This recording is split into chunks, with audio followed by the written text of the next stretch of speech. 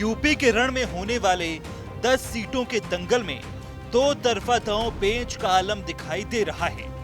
यानी एक तरफ चुनाव है तो दूसरी तरफ चुनाव से पहले अभी बंटवारे का भी तनाव दिख रहा है। इसमें बीजेपी और सपा दोनों के लिए अपनों से ही चुनौती है। दरअसल यूपी में 10 सीटों पर चुनाव होना है। इनमें बीजेपी ने सभी सीटों पर अपनी तैयारियों को धार देना शुरू कर दिया है।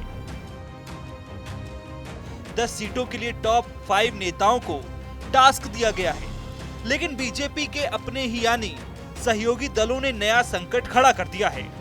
जयंत चौधरी के जज्बात जहां 3 सीट के लिए जोर मार रहे हैं, तो निषाद पार्टी मझवा और कटहरी की 2 सीटों पर दावा कर रही है। हमारे उम्मीदवार भी रहेंगे, हमारा सिंबल भी रहेगा, लेकिन वो उम्मीदवार ऐसा होगा जो लोकल होगा, कार्यकर्ता होगा, या भारतीय जनता पार्टी इंसाफ पार्टी की और जनता का और वहाँ के लोकल लोगों का पसंद रूप से होगा।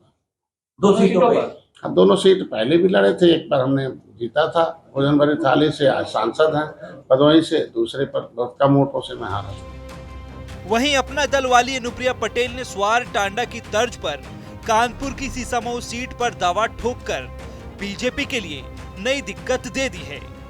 एनडीए के सहयोगी दल अपना दल एस ने एक नया शगुफा छोड़ दिया है।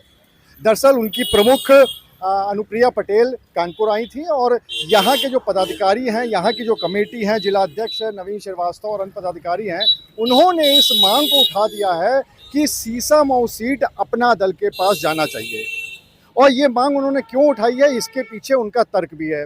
पहला तर्क तो यही है कि चूंकि बीजेपी पिछले 22 सालों से लगातार कोशिशों के बावजूद भी इस मुस्लिम बाहुल्य सीट पर अपनी जीत दर्ज नहीं करा पा रही है।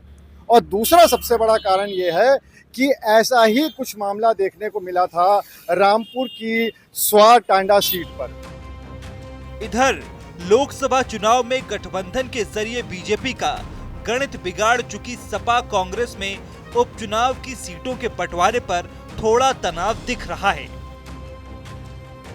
समाजवादी पार्टी 10 में से 6 सीटों पर अपने प्रभारी घोषित कर चुकी है, तो वहीं कांग्रेस ने सभी 10 सीटों पर अपने प्रभारियों के नाम का ऐलान कर दिया है। खबर है कि कांग्रेस भी खैर, गाजियाबाद और फूलपुर सरीखी सीटों पर अपना दावा कर रही है। बहरहाल बीजेपी जहां 10 सीटों पर जीत के लिए दम लगा रही है, सीएम योगी खुद कमान संभाल कर मैदान में हैं, तो वहीं सहयोगी दलों के साथ बंटवारे का पेच अभी बाकी है। समाजवादी पार्टी के लिए भी कांग्रेस के खेमे से यही चुनौती है। ऐसे में सवाल यही है कि क्या अपनों की डिमांड पूरा कर पाएंगी बीजेपी और सपा।